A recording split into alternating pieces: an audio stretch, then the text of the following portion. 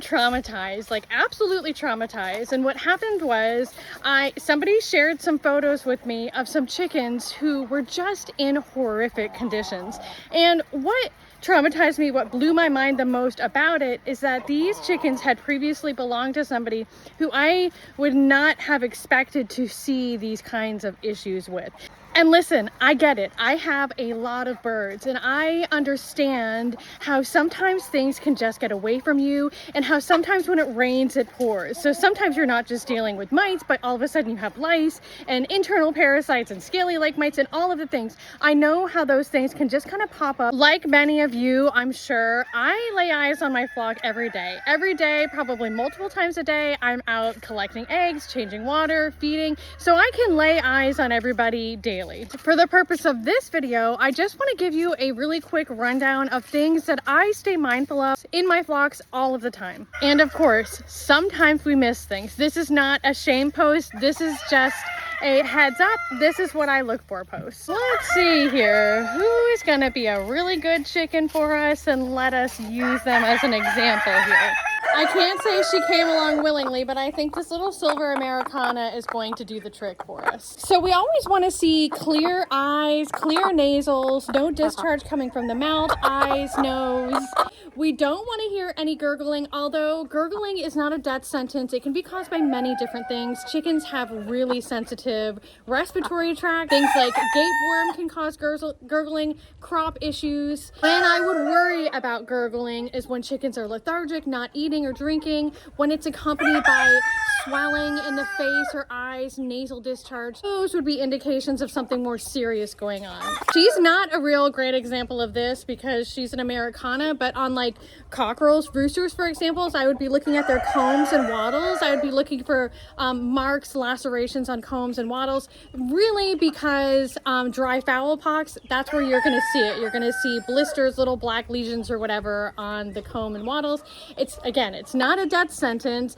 Fowl pox is actually a little bit simpler to manage of a virus, I think, because it's one of those things where your chickens only get, it's like human chicken pox, where they get it once and then they're immune to it. Another thing that we can take note of with this pullet is she's very alert, she's active, she's eating and drinking. I mean, you can't tell it, but I could tell when I just chased her around to pick her up. She's moving around well, she's not limping. Holding her, I don't feel her breastbone. She feels okay weight-wise. Periodically, we also want to take a look at the foot pad, the bottom of the feet.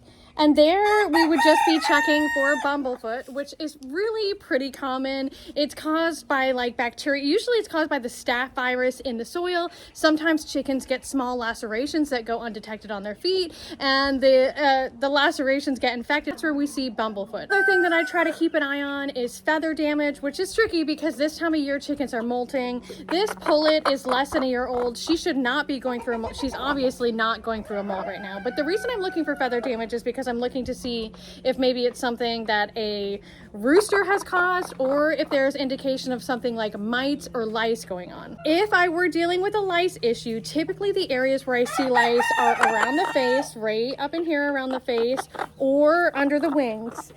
And you want to peel the feathers back to look at the skin under the wings, and that is typically where I've seen lice. Usually when I see mites, I've seen them on the base of the back, right around this area right here, or around the, sorry lady, or around the vent in these feathers right here. This lady, she looks beautiful. Also checking around the bum area, and what we see there can be indicative of different things. Oftentimes there are mite infestations that will kind of fester around here, and it almost looks like dirt around the vent, but when you get closer you can see, and when the mites are crawling all over you, you can see very clearly that you're dealing with mites. Also sometimes like diarrhea type, like brown poop stuck around the vent can be indicative of mites, or oftentimes internal parasite issues too. Sometimes internal parasites cause that kind of diarrhea, which is different than cecal poop. Vent gleat tends to show up in sort of like white, pasty, chalky poop around the vent. Oftentimes with vent gleat, it can lose feathers around the vent, and oftentimes in the areas where they do lose feathers around the vent, it's really red. Okay, we're gonna thank her. Thank you, ma'am, and put her back. Thank you for your service, ma'am. And listen, your number one defense with your birds is going to be just keeping clean water, giving them access to dust bats. And I'm talking in the soil, not sand. They need access to good old fashioned dirt and sunlight. And with those three things, they are going to have a lot of the tools that they need to deal with a lot of issues. Beyond that, having adequate space, having reasonable hen to rooster ratios so that the hens don't overmate chickens, even though sometimes they choose a favorite chicken no matter how many hens they have to choose from. But just spending a little bit of time with your birds daily and paying attention will save you like so much trouble in the long run, because you'll probably notice things really quickly when they start to go awry in your flock, and you can assess situations and figure out how you want to handle them.